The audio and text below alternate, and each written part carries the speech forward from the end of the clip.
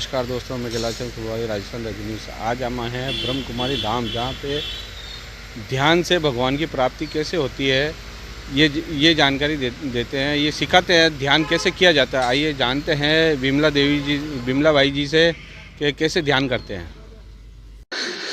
राजयोग कैसे किया जाता है?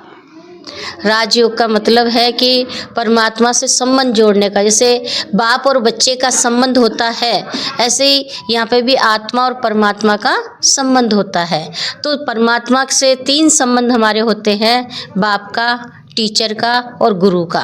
तो परमात्मा को पिता के रूप से याद करेंगे तो आपको प्यार मिलेगा, गुरु के रूप से याद करेंगे तो आपकी सद्गति होगी, और टीचर के रूप से याद करेंगे तो आपको शिक्षा मिलेगी। वो कौन सी शिक्षा मिलती है? आध्यात्मिक शिक्षा है।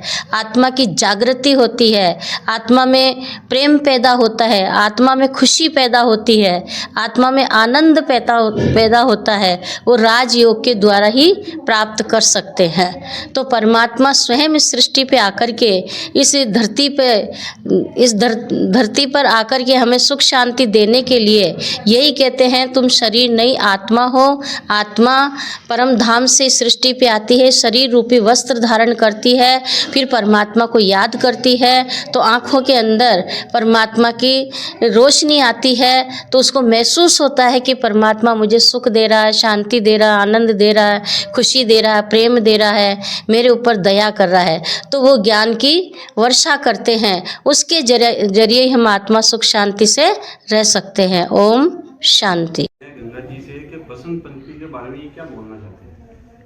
आज बहुत बड़ा उत्सव बसंत पंचमी, जिसको महा उत्सव भी कहा जाता है, पूरे भारत में इसको बहुत ही बखूबी से मनाया जाता है। जगह जगह जाकर के आज बसंत पंचमी में कई आत्माएं जाकर के स्नान करती हैं।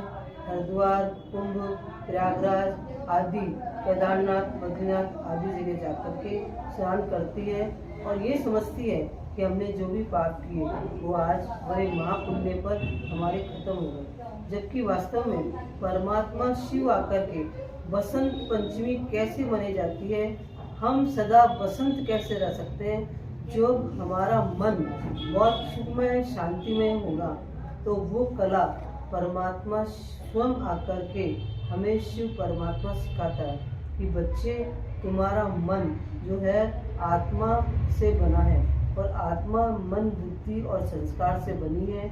आत्मा में अगर खुशी है, मन में खुशी है, तो हर समय बसंत पंचमी है। अगर मन में खुशी नहीं है तो जो है इस संसार में रहते हुए बहुत सुख साधन होते हुए भी आप सुखी नहीं रह सकते हैं।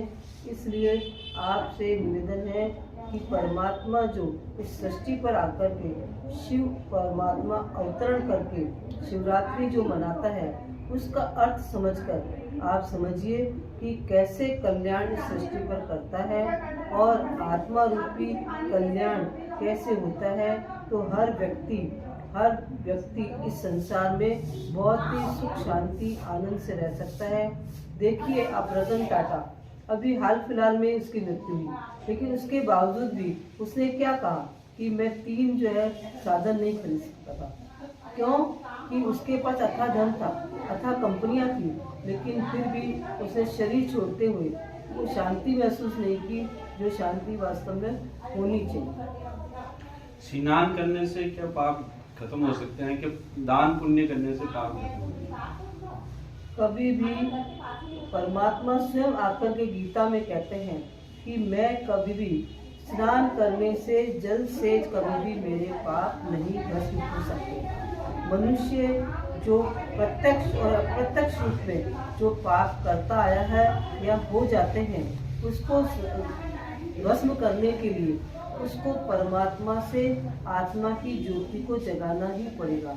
परमात्मा से संबंध जुड़ जाता है तो हमारे किए हुए पाप परमात्मा के साथ लवलीन होकर के हम उसको भस्म कर सकते हैं। अगर परमात्मा में, हम कहते हैं परमात्मा में आत्मा लीन होती है, वास्तव में इसका अर्थ यह है कि परमात्मा के लव में, प्यार में आत्मा लीन हो गई, तो वो भस्म पाप स्वतः ही हो जाते हैं।